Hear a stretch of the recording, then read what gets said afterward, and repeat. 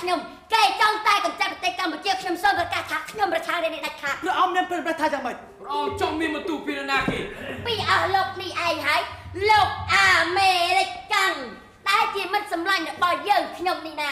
ឧត្តមសេនីយ៍លិននលគឺខ្ញុំថាដូច្នេះតែម្ដងបន្ទូនេះអាចជួបទីធေါ်ខ្លាំងណាស់ครับទូលធម្មតាទេដែលឯកឧត្តមឯងយល់អញ្ចឹងនោះព្រះអង្គបានជ្រាបយ៉ាងច្បាស់ហើយថារាជរដ្ឋាភិបាលរបស់ទូបង្គំបានផ្ដល់ជំនួយដល់ប្រទេសដ៏ទុយរបស់ព្រះអង្គហើយជំនួយនេះបានកើនឡើងពីមួយថ្ងៃទៅមួយថ្ងៃអស់លោកមានលឺទេលោកទូបានប្រាប់ពាក្យថាតូចនេះគឺជាផតតានថាចង់ធ្វើការរៀបចំរំលំយើងផងហៅ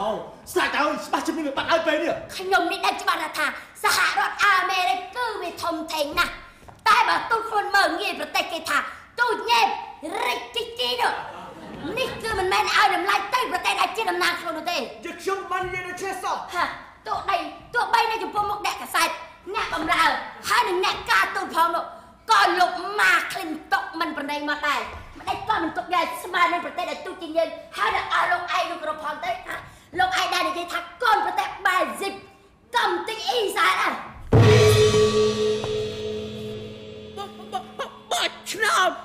លោ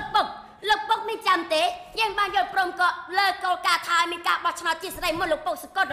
មិនយូរទៀតទេពួកអស់នោះនឹងចូលមកដល់ខ្លោចជ្រាវាំងហើយនឹងកាត់យកបលាំងរបស់កូននេះមួយនោះឲ្យមានការបោះឆ្នោតព្រោះអ្វីមកជំនួសវិញកូនបានគិតរួចហើយកូនមានកម្រងញ៉ាំងល្អិតល្អន់ហើយសម្ងាត់មួយលោកពុកឮទេ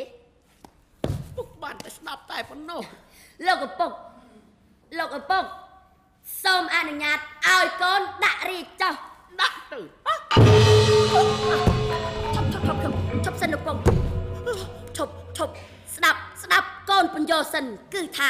កូននឹងប្រកោរាជបល្ល័ង្កយកទៅឲ្យលួងម៉ែហើយពេលនោះកូននឹងខ្លាចទៅជាព្រះអង្គម្ចាស់ហើយរួចកូននឹងឆោះឈ្មោះជាបេក្ខភាពបោះឆ្នោតដោយសារតែបេក្ខជននោះគឺជារូបកូននោះគឺកូនប្រកាសជានឹងឈ្នះឆ្នោតហើយពេលនោះកូននឹងខ្លាចទៅជាស្ដេចបែបទៀតលោកពុកយកយ៉ាងណាដែរចៅរាជបល្ល័ង្កគួរឲ្យស្ដាយមែន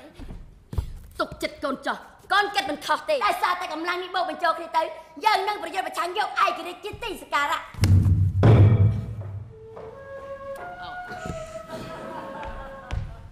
បើអញ្ចឹងកូនឯងដាក់រាជទៅ